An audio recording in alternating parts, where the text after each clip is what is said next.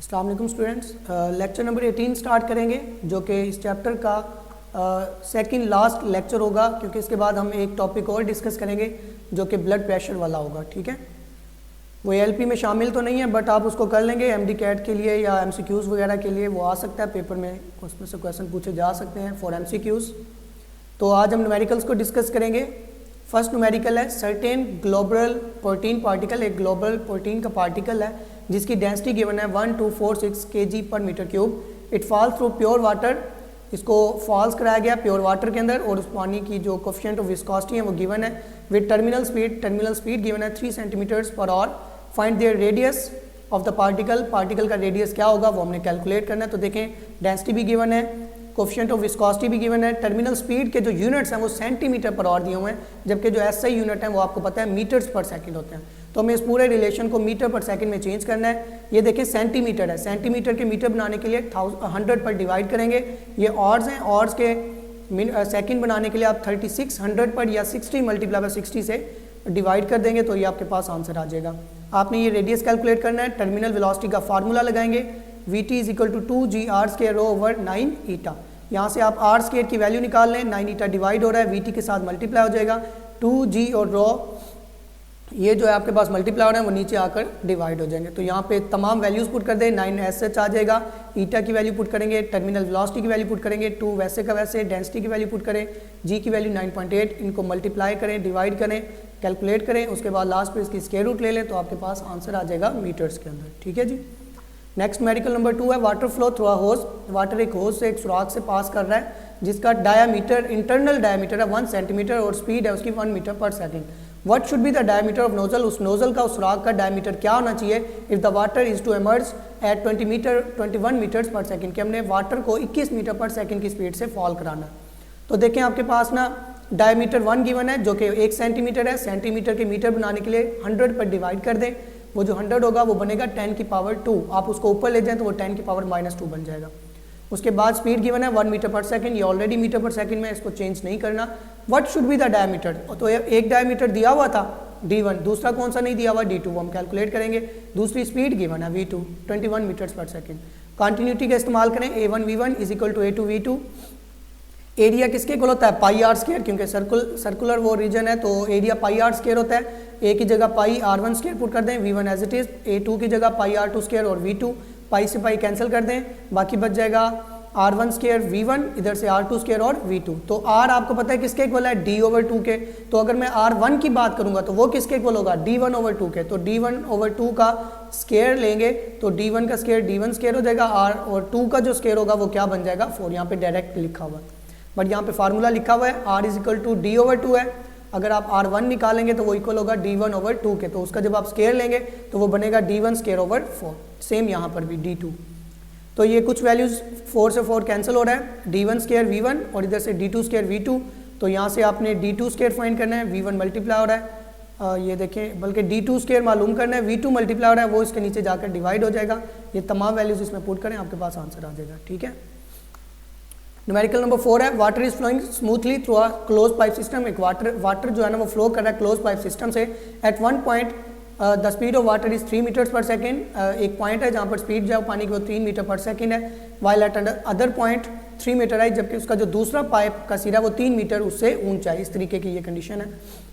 The speed is 4 metre per second, जबकि speed उसकी 4 metre per second है वहाँ पर। If the pressure is 80 kPa और प्रेशर का जो डिफरेंस है वो 80 kPa उसने दिया हुआ है, प्रेशर दिया हुआ है 80 kPa at the lower point के ऊपर।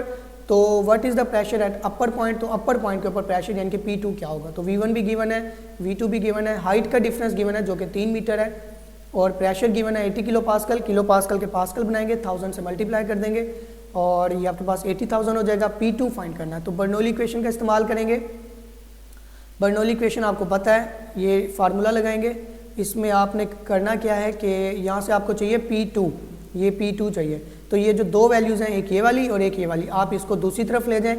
ठीक है, ये देखें यहाँ पर ले आए हैं और इसमें वैल्यूज़ पुट किया उसने। P1 SH 1/2 SH लिखा हुआ है। ठीक है, क्योंकि 1/2 और रो उसने इसमें से ना कॉमन ले लिया। पहले उसने कॉमन ले लिया, बाद में उसने वैल्यूज़ पुट की हैं। ठीक है, इसमें से रो और g कॉमन ले लिया, H2 - H1 कर दिया। ठीक है, तो आप देख सकते हैं ये H1 - H2 भी आप इसको बल्कि उसने ये देखें कि माइनस कॉमन लिया, तो इसलिए उसने H2 माइनस H1 लिखा है, ठीक है। तो H2 माइनस H1 की जगह 3 आ जाएगा, G की जगह 9.8, डेंसिटी की जगह 1000, V1 भी गिवन है, V2 भी गिवन है, डेंसिटी पानी की 1000 होती है, वो आप पुट कर दें, P1 की वैल्यू गिवन है, तो इन सब को हल करके आपके पास आंसर आ जाएगा 47.1 क्रॉस 10 की पावर 3 पास्कल, तो 10 की पावर 3 किलो के इक्वल होता है, तो ये हो जाएगा किलो पास्कल। 6.5 न्यूमेरिकल है। एन एयरप्लेन, एक एरोप्लेन है, एयरप्लेन है, विंग, उसका विंग जो है वो डिज़ाइन किया गया इस तरीके से कि when the speed of air across the top of wing is, कि जो एयर का टॉप हिस्सा है उसके ऊपर अगर स्पीड ये है तो speed of air below the wing is ये, ठीक है, कि अगर टॉप हिस्से के ऊपर ये स्पीड है तो बिलो के ऊपर ये स्पीड होगी। What is the pressure difference between the top and bottom of the wing, तो वो जो विंग है उसके टॉप और बॉटम में प्रेशर का डिफरेंस कितना होगा, और डेंसिटी ऑफ एयर गिवन है, ये आपको याद भी होनी चाहिए, कांस्टेंट होती है 1.29 किलोग्राम पर मीटर क्यूब, ये आपको याद भी रखनी है। V1 गिवन है, V2 गिवन है, डेंसिटी गिवन है, हाइट देखें ना पर कितना ठीक होता है, विंग जो होता है वो बिल्कुल इतना बारीक सा होता है, तो उसकी हाइट का कोई खासा फर्क नहीं होता, तो इसलिए हमने H1 और H2 को हमने क्या रखा हुआ है, सेम रखा हुआ है। तो प्रेशर का डिफरेंस कैलकुलेट करना है, बर्नौली इक्वेशन का फार्मूला लगाएं, ठीक है, P1 plus 1/2 rho V1 square plus rho GH is equal to P2 plus 1/2 rho V2 square plus rho GH। तो देखें H1 की जगह भी H पुट कर दें, H2 की जगह भी H पुट कर दें, ये रो GH से कैंसिल हो जाएगा, बाकी P2 माइनस P1 वाला फैक्टर बना लें, इसमें वैल्यूज़ पुट करेंगे तो आपके पास आंसर आ जाएगा।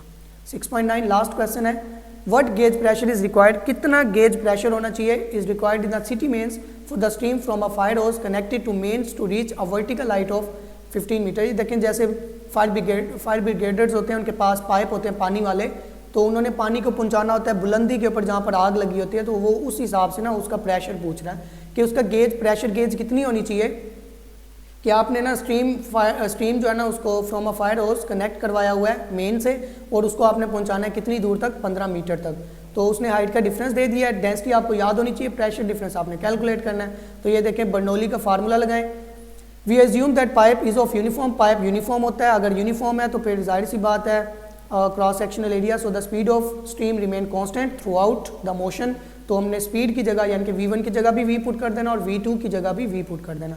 तो ये वाला जो फैक्टर्स है ना, ये वाले फैक्टर 1/2 रो V1 स्क्वायर और इधर से 1/2 रो V2 स्क्वायर, ये दोनों कैंसिल हो जाएंगे, क्यों, क्योंकि V1 की जगह भी आप या V1 वैसे रहने दें, V2 की जगह V1 पुट कर दें, या V2 वैसे रहने दें, V1 की जगह V2 पुट कर दें, तो ये दोनों फैक्टर्स कैंसिल हो जाएंगे। बाकी जो बच जाएंगे इनको अरेंज कर लें, प्रेशर एक तरफ ले जाएं, बाकी वैल्यूज दूसरी तरफ ले जाएं, रो जी कॉमन ले लें, H1 माइनस H2 की वैल्यू पुट करें और आंसर आपके पास आ जाएगा 1.47 क्रॉस 10 की पावर 5 पास्कल। ठीक है जी, तो ये चैप्टर कंप्लीट हो चुका है। इसका एक लास्ट टॉपिक है वैसे ब्लड प्रेशर वाला, वो भी हम डिस्कस कर लेंगे, उसके बाद हम फिर नेक्स्ट जो चैप्टर होगा वो स्टार्ट करेंगे।